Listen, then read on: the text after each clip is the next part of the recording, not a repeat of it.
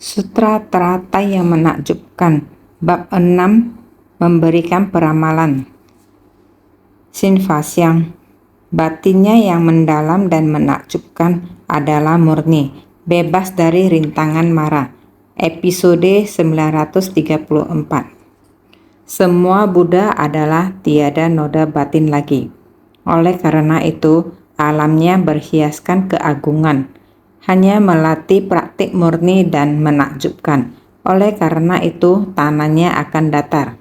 Nama murninya sesuai dengan batin dan kemurnian praktiknya. Oleh karena itu, tanah Budanya akan murni. Batinnya yang mendalam dan menakjubkan adalah murni. Oleh karena itu, segala pahala kebajikannya akan murni. Semestinya memahami dalam beberapa hari terakhir ini selalu menceritakan Sang Buddha memberikan peramalan kepada Yang Arya Kasyapa. Yang Arya Kasyapa, pelatihan dirinya yang tiada noda, adalah pada saat masa Buddha Sakyamuni. Dia telah mulai melakukan pelatihan diri. Dia bisa melepaskan kehidupan sebelumnya, segala kenikmatan yang dimiliki, tidak hanya dengan tubuhnya, melalui kehidupan yang sederhana dan miskin, bahkan batinnya tiada noda sama sekali, tidak memunculkan niat pikiran, segala kesombongan di dunia luar bagi dirinya tidak menggerakkan pikirannya sama sekali. Beginilah mempertahankan satu niat pikiran dalam kondisi samadhi. Inilah pelatihan pemikirannya. Dengan kekuatan samadhi ini pasti tidak akan terpengaruhi oleh kondisi luar, menggoyahkan batinnya sedikit pun. Pelatihan pemikiran ini adalah kekuatan samadhi, adalah demikian teguh. Ini adalah pelatihan diri dari Yang Arya Kasyapa. Sesungguhnya para Buddha juga demikian adanya. Semua Buddha memiliki ajaran yang sama. Para Buddha masa lampau pada Buddha masa sekarang, semua melalui tahap pelatihan pemikiran ini. Kekuatan samadhi demikian, yang tanpa ternoda. Semua noda batin dilenyapkan sepenuhnya. Pikiran demikian, penuh kebijaksanaan dan samadhi. Ini pasti dalam kondisi samadhi dan penuh kebijaksanaan. Setiap saat berada dalam Dharma. Dharma terus-menerus memperingati kita untuk mempertahankan kemurnian dari perilaku kita. Tidak membiarkan orang, permasalahan, dan benda mengotori batin kita. Ini adalah proses yang harus dilalui oleh semua Buddha. Sekarang Arya Kasyapa menerima pemberian ramalan dari Buddha. Itu karena Arya Kasyapa di antara para murid, kondisi batinnya adalah demikian, merenungkan dan melatih. Pelatihan dirinya sangat murni. Batinnya tidak dikotori oleh permasalahan dan benda di dunia. Hati bergejolak dan noda batin telah sepenuhnya dilenyapkan. Semua tiada lagi. Jadi karena demikian, di masa mendatang masih harus melalui praktik di tempat pelatihan 3 juta koti Buddha. Terus mempertahankan kondisi batin demikian. Itulah dapat mencapai alamnya berhiaskan keagungan. Beberapa hari ini kita terus menggambarkan alam ini. Di masa mendatang, Rasmi Prabhasa Tathagata, itulah nama Kasyapa setelah mencapai kebudahan. Disebut Rasmi Prabhasa Tathagata, alamnya, negerinya dinamakan Negeri Avabhasa. Negeri Avabhasa ini berhiaskan keagungan. Dalamnya sangat agung. Bahkan sangat-sangat banyak barang pusaka untuk menghiasinya. Inilah beberapa hari kita terus memuji, terutama di negeri ini, di zaman itu. Di zaman itu orang-orang di sana memperoleh pendidikan yang tinggi. Batin orang-orang di zaman itu penuh dengan kebijaksanaan, penuh dengan moral dan etika. Mereka semua adalah orang berkebijaksanaan yang hidup di masa yang sama. Dibandingkan dengan kita sekarang. Sekarang ilmu pengetahuan dan teknologi maju, namun zamannya tidak sama. Batin orang-orang sekarang tidak sama. Seperti yang dikatakan sebelumnya, selokan dan bukit yang sama sekali tidak bersih. Duri, puing-puing, dunia yang demikian. Batin setiap orang ibarat dunia yang demikian.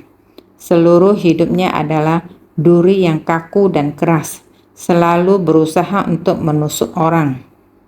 Jaring di langit, jala di bumi.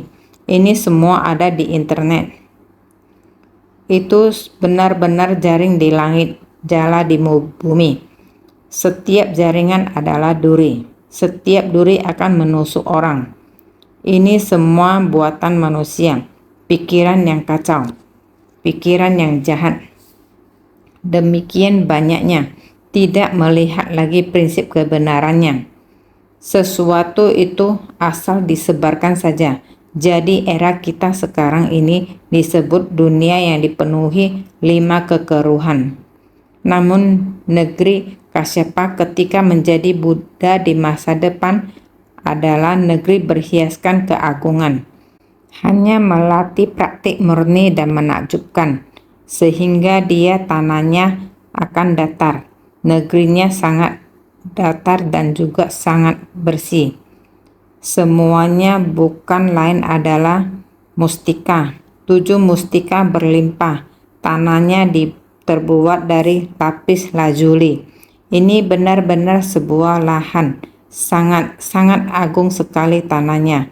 Nama murninya sesuai dengan batin dan kemurnian praktiknya. Ini adalah masa lampau Maha Kasyapa. Ada benih sebab dari pembinaan diri, benih sebab apa yang dilatih. Melihat benih sebab dari praktik murni, jadi praktik murni ini cahaya terang, baik namanya dan nama negerinya. Negerinya seluruhnya sangat cemerlang dan indah. Ini adalah tempat di mana orang bijaksana berkumpul. Orang-orang rakyat di negeri tersebut juga memiliki cahaya terang di dalam batin mereka. Batin yang sangat cerah, sehingga nama murninya sesuai dengan batin dan kemurnian praktiknya. Setiap orang mengikuti kata hati masing-masing, sehingga seperti yang kita katakan sebelumnya, orang yang bijaksana di negeri ini, perilaku setiap orang di negeri ini adalah sangat murni. Ini adalah tanah suci Buddha. Buddha akan terlahir di tanah yang suci yang demikian. Tanah suci yang demikian agung dan demikian murni. Batinnya yang mendalam dan menakjubkan adalah murni. Oleh karena itu, segala pahala kebajikannya akan murni. Kita telah mengumpulkan banyak dharma yang mendalam dan menakjubkan selama beberapa kehidupan, yang membuat batin kita menjadi murni. Kita terus mendalaminya. Inilah yang disebut dengan mendalam dan menakjubkan, yang merujuk pada pelatihan pikiran, memiliki kondisi batin yang murni. Kebijaksanaan ini menunjukkan batinnya yang mendalam dan menakjubkan adalah murni. Kita tidak akan ternoda oleh kerisauan dan kegelapan batin dari kondisi luar. Dengan cara ini, kita akan memiliki pahala kebajikan yang murni. Ketika kita melakukan kebajikan, kerisauan tidak akan mencemari batin kita. Naskah sutra sebelumnya menyatakan tanahnya terbuat dari lapisan lazuli, pepohonan mestika terbentang dalam barisan. Tali emas digunakan untuk membatasi sisi jalan. bunga mestika ditaburkan dan sekeliling adalah murni. Sutra Teratai bab 6, bab memberikan peramalan. Ini adalah apa yang telah kita bicarakan kemarin. Kita menggambarkan alam ini sebagai tanah negeri Afabasa yang sangat megah. Ketika kita menggambarkan alam ini merujuk pada tanah negeri tersebut. Naskah sutra berikutnya menyatakan, para bodhisattva di negeri itu berjumlah ribuan koti, tak terhingga. Kumpulan Sravaka juga berjumlah tak terhitung. Di sana tiada aktivitas mara. Sekalipun ada mara dan rakyat mara, semuanya akan melindungi ajaran Buddha. Sutra Teratai bab 6, bab memberikan peramalan. Dunia yang demikian murni ini adalah sedang memprediksi masa depan. Sang Buddha memberikan peramalan kepada yang Arya Kasyapa, terlebih dahulu menggambarkan apa yang akan terjadi di masa depan. Setelah Yang Mulia Kasyapa mencapai kebudahan, semua pengikutnya kelak akan menjadi bodhisattva. Semuanya adalah orang bijaksana. Semuanya adalah orang yang melakukan kebajikan. Ini terlebih dahulu menjelaskan bahwa semua penggiringnya kelak akan menjadi bodhisattva. Bahkan semua rakyat marah juga tahu untuk melindungi Dharma. Bahkan semua rakyat Mara juga tahu untuk melindungi Dharma. Rakyat Mara, jika memiliki keyakinan berbeda atau pemikiran yang kurang tepat, juga tidak berani melanggar Buddha Dharma. Mereka juga bisa melindungi Buddha Dharma. Yang Arya Kasyapa melatih duta, pertapaan keras sebagai benih sebabnya. Oleh karena itu, dalam balasan karmanya juga tiada keserakahan dan kemelekatan pada 5 nafsu keinginan, maupun rakyat mara dan aktivitas mara yang mengganggu ajaran Buddha. Demikianlah dikatakan tentang Yang Arya Kasyapa. Yang Arya Kasyapa melatih duta, pertapaan keras sebagai benih sebabnya. Semasa kehidupannya seperti ini, kehidupannya sangat sederhana, menjalankan praktik pertapaan keras. Bukan saja mempraktikkan pertapaan keras dalam kehidupan batinnya juga sama murninya, tidak ternoda oleh kondisi luar yang dapat membuat hatinya bergejolak. Jadi dalam balasan karmanya sudah tidak ada keserakahan dan kemelekatan pada 5 nafsu keinginan. Tidak ada hal seperti ini. Tidak ada mara pengganggu Dharma Buddha. Ini semua adalah balasan yang didapat dalam melatih diri. Karena ada benih pelatihan diri, adalah kejernihan dalam batin. Balasan ada dari luar. Kalau kita bisa bersama dengan banyak orang baik, mendapatkan banyak orang yang baik, ini juga adalah jalinan jodoh kita dulu. Kalau kita menemukan orang yang jahat, juga adalah jalinan jodoh kita di masa lalu. Ini adalah balasan buah karma. Maka kita harus sepenuh hati melatih diri dengan baik, menanam benih baik. Maka bisa seperti Yang Arya Kasyapa. Kehidupan mendatang kita bisa bertemu dengan orang baik di dunia ini, adalah bodhisattva, adalah pelindung semuanya. Para bodhisattva di negeri itu berjumlah ribuan koti, tak terhingga. Kumpulan Sravaka juga berjumlah tak terhitung. Dalam negeri ini, para praktisi dari kendaraan besar berjumlah sangat banyak. Para praktisi dari kendaraan kecil juga begitu. Para bodhisattva di negeri itu berjumlah ribuan koti tak terhingga. Kumpulan Sravaka juga berjumlah tak terhitung. Selanjutnya di negeri ini semua orang adalah praktisi kendaraan besar. Setelah mereka semua membangkitkan tekad untuk mendengar ajaran Buddha Dharma, juga membangkitkan tekad menapaki jalan bodhisattva, praktisi kendaraan besar ini, para Sarawaka juga demikian. Bahkan di tempat tersebut masih ada praktisi dari kendaraan kecil yang hanya memikirkan kepentingan pencerahan dirinya saja. Mereka juga tergugah atas yang dilakukan praktisi kendaraan besar. Akan perlahan-lahan berubah dari kecil menjadi besar, sehingga para praktisi dari kendaraan kecil juga begitu. Berapa banyak? Juga jumlahnya banyak, tak terhingga, di mana semuanya itu adalah para praktisi. Sehingga di negeri tersebut, di sana tiada aktivitas mara.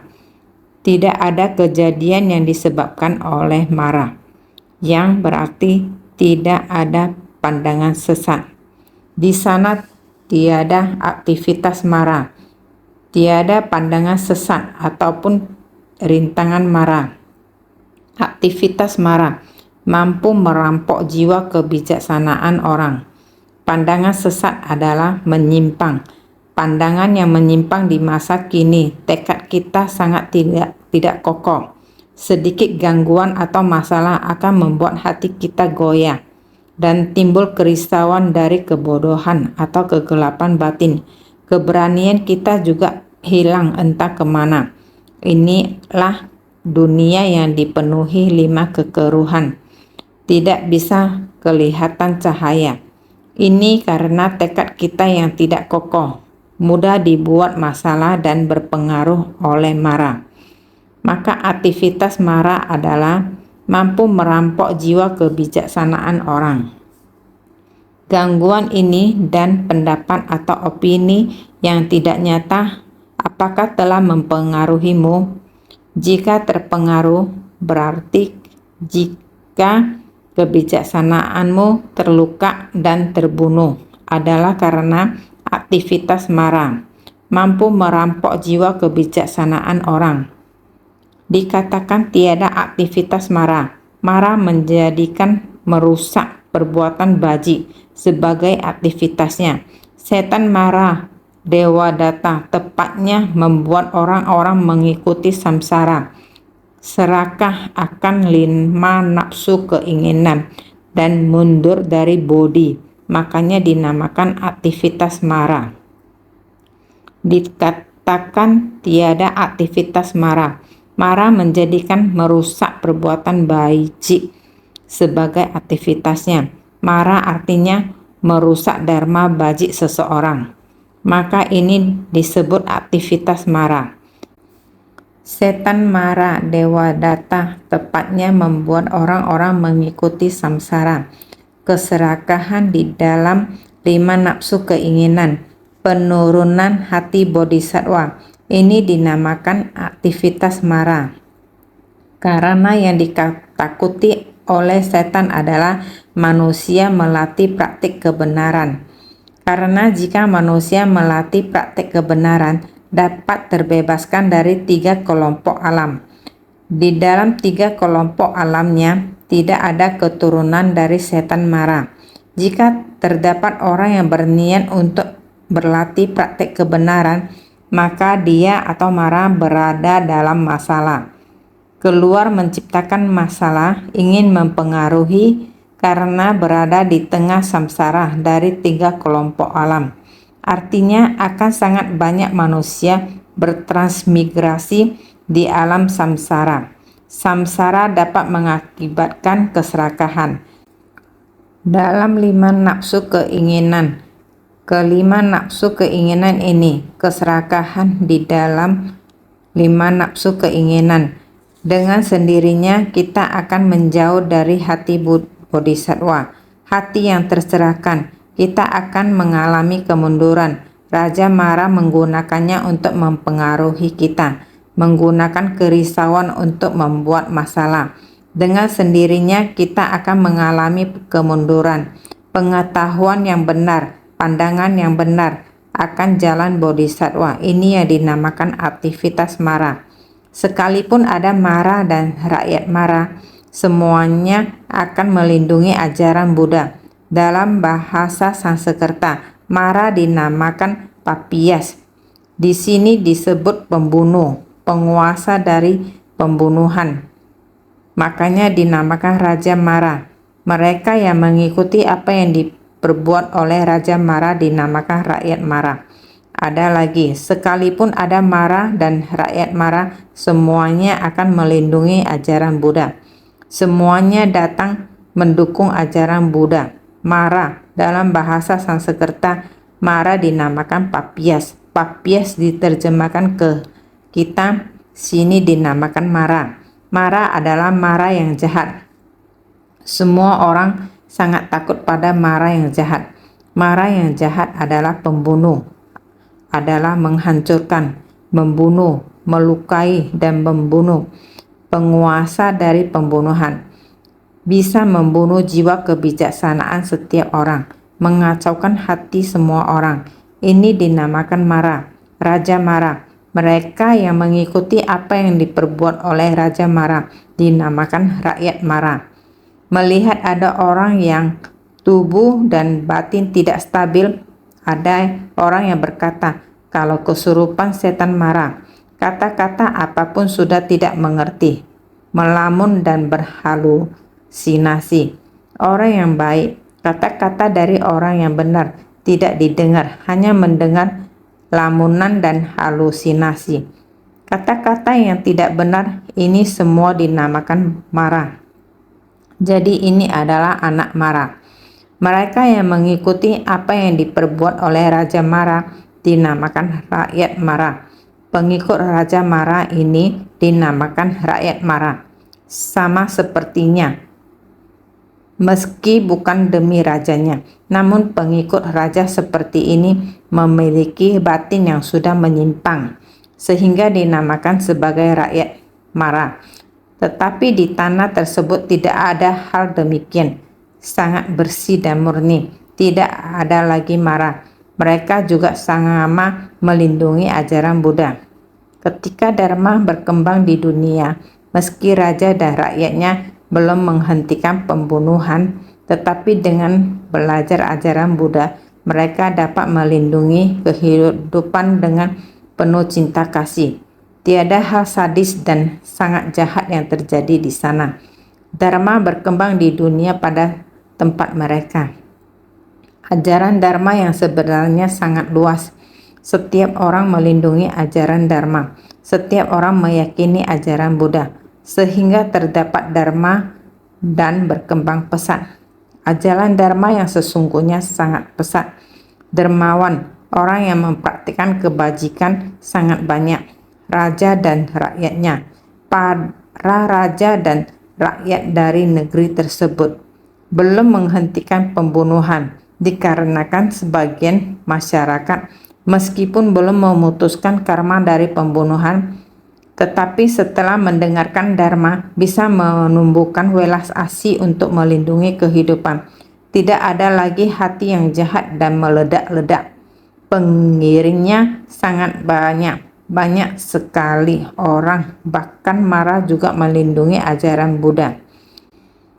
Pengiringnya sangat banyak, bahkan Mara juga melindungi ajaran Buddha. Dengan penampakan dari potensi besar, mereka yang menapaki jalan non-Buddhis juga dapat menembus ke jalan kebuddhaan. Semuanya merupakan pelindung eksternal dan pengiring. Walaupun sangat banyak orang-orang yang bijaksana, sangat banyak bodhisattva, walaupun ada Mara, penyimpangan, walaupun dia tidak ada keyakinan terhadap ajaran Buddha, walaupun masih ada pandangan dan pemahaman yang menyimpang dan sesat, tetapi dia paham untuk melindungi ajaran Buddha, seperti keyakinan dalam masyarakat. Walaupun keyakinan dalam masyarakat, dia tidak konsentrasi dalam pembinaan diri, tetapi dia bisa melindungi. Ini dinamakan dengan penampakan dari potensi besar. Mereka yang menapaki jalan non-Buddhis juga dapat menembus ke jalan kebuddhaan, walaupun dia meyakini kepercayaan masyarakat. Tetapi tetap sama, dewa dan Buddha semuanya disembah dengan menyembah. Pasti ada menyebarkan benih bajik.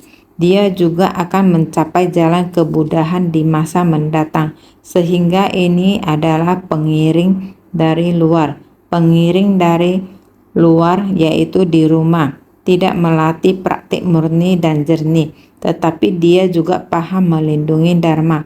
Ini adalah dunia pada masa itu. Juga dikarenakan praktik sebagai benih, sebabnya adalah praktik pertapaan keras atau duta, sangat serius. Demikian serius mempraktikkan kebajikan, sehingga dia sepenuhnya tidak mengundang munculnya aktivitas marah. Giat bersemangat, praktik pertapaan keras atau duta, yaitu dengan giat bersemangat, tidak mengundang munculnya aktivitas marah.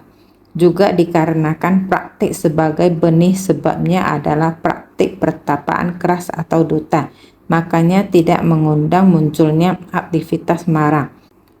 Inilah satu tujuan pokok daripada peminum cahaya.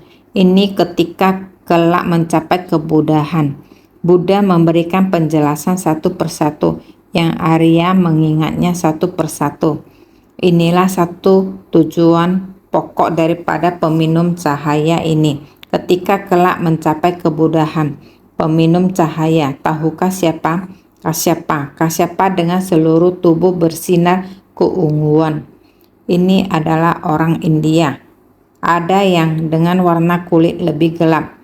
Warna demikian ketika disinari oleh matahari akan bersinar, sehingga nama lainnya adalah peminum cahaya. Inilah Kasyapa. Inilah satu tujuan pokok ketika kelak mencapai kebudahan. Buddha memberikan penjelasan satu persatu. Demikian terlebih dahulu mengatakan dia akan mencapai kebudahan pada masa mendatang. Kondisi kehidupan dan lingkungan pada masa mendatang, manusia, masalah, benda, semuanya diperkenalkan dengan jelas. Demikian satu tahapan, sehingga setelah kita mendengarkan, kita harus memahami.